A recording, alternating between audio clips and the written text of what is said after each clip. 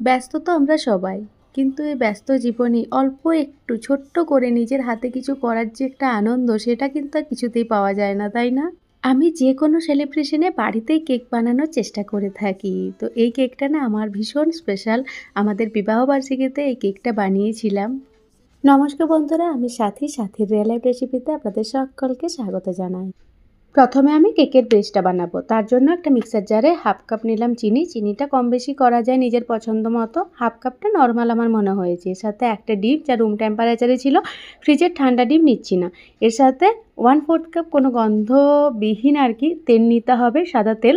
আর তার সাথে 1/4 cup fresh টক দই, যেটা একদমই টক থাকা চলবে না, আর দইটা যেন থিক হয়।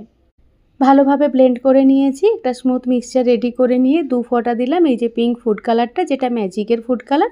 এর সাথে কয়েক ফোঁটা ভ্যানিলা এসেন্স দিলাম। তারপর ভালোভাবে মিক্স করে নিচ্ছি। কেকে কালারটা কিন্তু পুরোপুরি অপশনাল, আমি ওই জাস্ট একটু দিলাম। এর সাথে দিলাম 1 কাপের চেয়ে একটু কম, মানে 3/4 কাপ ময়দা। ভালোভাবে চেলে নিয়েছি। তার সাথে সামান্য অল্প লবণ দিলাম, একদম 1 চুটকি। কারণ আমি এখানে সাদা তেল ব্যবহার করেছি। যদি আমি সল্টেড বাটার ব্যবহার করতাম তাহলে কিন্তু লবণটা দিতাম না। এর সাথে ছোটো চামচের 1 চামচ দিলাম কোকোয়া পাউডার, একটু চকলেটি ফ্লেভার আনার জন্য। আর তার সাথে দিয়ে দিলাম বড় চামচের 2 থেকে আড়াই চামচ গুঁড়ো দুধ, টেস্ট ভালো আনার জন্য। সব কিছু ভালোভাবে মিক্স করে নিয়েছি। আমি আজকে কেকটা বানাতে মাইক্রো ওভেনের ব্যবহার করব। সেই কারণে মাইক্রো ওভেনটাকে 180 ডিগ্রিতে 10 মিনিটের জন্য প্রিহিট করতে রেখে দিয়েছি। আর এদিকে কেক টিনটাকেও রেডি করে দিলাম ইকো বেক দিয়ে। কেকটাকে মাইক্রো ওভেনে বেক করতে দেওয়ার 2 মিনিট আগে এখানে অ্যাড করেছি ছোটো চামচের 1 চামচ বেকিং পাউডার আর 1/4 চামচ বেকিং সোডা।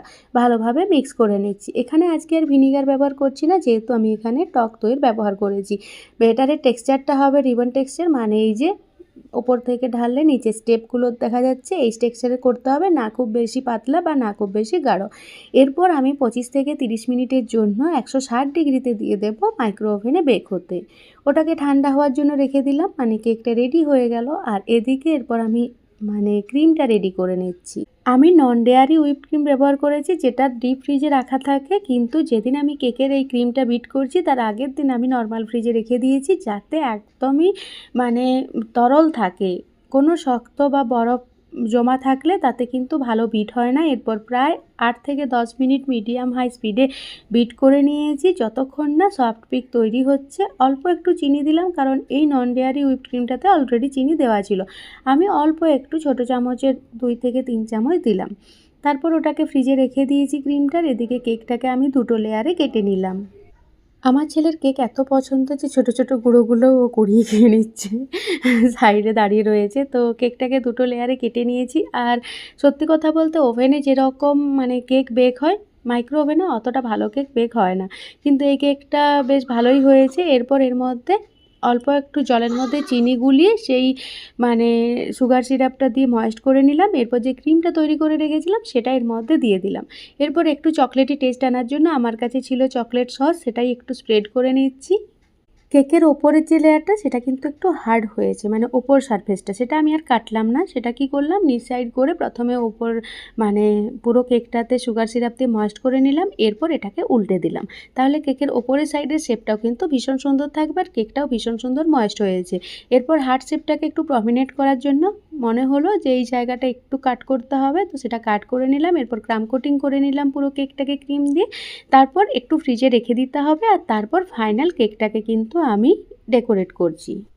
ক্রিম দিয়ে কেকটাকে ভালোভাবে কভার করে এটাকে সেট হওয়ার জন্য ফ্রিজে রেখে দিলাম। এরপর একটা চকলেটের সস বানাবো, পিঙ্ক সস, ওই কেকটাকে ডেকোরেট করার জন্য। তার জন্য এখানে নিয়েছি হোয়াইট কম্পাউন্ড, যেটা অনলাইনে খুব সহজেই পেয়ে যাবে, হোয়াইট চকলেট কম্পাউন্ড। এরপর ওটাকে ভালোভাবে মিহি করে কুচিয়ে নিলাম। ফ্রিজে রাখলে কিন্তু মিহি করে কোচানো যাবে না, তাই আমি বাড়ির নর্মাল টেম্পারেচারে রেখেছিলাম। এরপর 1/2 কাপ নিলাম ওই মিহি করে কুচিয়ে রাখা হোয়াইট কম্পাউন্ড, আর 1/2 কাপ নিলাম ফ্রেশ ক্রিম। আমুলের ফ্রেশ ক্রিমটা নিয়ে নিয়েছি। এরপর ভালোভাবে গ্যাসের আঁচ লোতে রেখে ওটাকে মেল্ট করে নিতে হবে। আমি অল্প একটু চিনি দিয়েছিলাম একটু মিষ্টিটা বাড়ানোর জন্য। আর তারপর ভালোভাবে যখন দেখলাম লামস ফ্রি মিক্সচারটা তৈরি হয়ে গিয়েছে খুব সুন্দর, তখন দিলাম ছোটো চামচের 1 চামচ বাটার দিলে খুব সুন্দর গ্লসি হয় এই চকলেট সসটা। এরপর গ্যাসের আঁচ বন্ধ করে নিয়ে ওর মধ্যে দিয়ে দিয়েছি অল্প একটু ভ্যানিলা এসেন্স আর পিঙ্ক ফুড কালার, যেরকম কালারটা চাই সেই কালার দিয়ে মিক্স করে নিতে হবে। এরপর চকলেট সসটা কিন্তু খুব বেশি গরম থাকা অবস্থায় কেকের মধ্যে দিচ্ছি না, কারণ কেকের ক্রিমটা তাহলে গলে যাবে, মিক্স হয়ে যাবে। সেই কারণে যখন নর্মাল টেম্পারেচারে থাকবে তখন ব্যবহার করছি, কারণ যদি বেশি ঠান্ডা করি তখন কিন্তু চকলেটটাও আবার মানে জমে যাবে, সেই কারণে। আর ওই যে বোলটাতে আমি একটু গরম জল নিয়েছি, গরম জলে আমি স্ক্র্যাপারটাকে ডুবিয়ে নিচ্ছি আর তারপর ভালোভাবে এই কেকটাকে স্মুথ করে নিলাম। এরপর অল্প একটু বোলের মধ্যে নিয়েছি সাদা তেল আর তার মধ্যে নিয়ে নিলাম, আমার কাছে ছিল গোল্ডেন এডিবল যে ডাস্ট হয় কেকের ডেকোরেশনে সেটা। আসলে আমি যখন বাড়িতে কেক বানাই তখন আমি ভিন্ন ধরনের এক্সপেরিমেন্ট করি, তার কারণ হচ্ছে আমি তো কোনো প্রফেশনাল কারো কাছ থেকে শিখি না, নিজের এক্সপেরিমেন্ট থেকেই শিখি, সেই কারণে ভিন্ন ধরনের এক্সপেরিমেন্ট আমি করেই থাকি। আমার এই কেকের ডিজাইনটা আপনার কেমন লেগেছে অবশ্যই কমেন্টে জানাবেন। আমার কেকের ডিজাইনটা খুব একটা বেশি খারাপ লাগে না, কারণ আমি ভিন্ন ধরনের কেকের ডিজাইন থেকে অনেক কিছু শিখতে পারি। আর আল্টিমেটলি কেকটা খেতে ভীষণ সুন্দর হয়, সেই কারণে। হাসব্যান্ড অফিস গিয়েছে, আমি ওকে অ্যানিভার্সারি স্পেশাল এটা মানে সারপ্রাইজ দেবো, সেই কারণে ফটাফট বানাচ্ছি।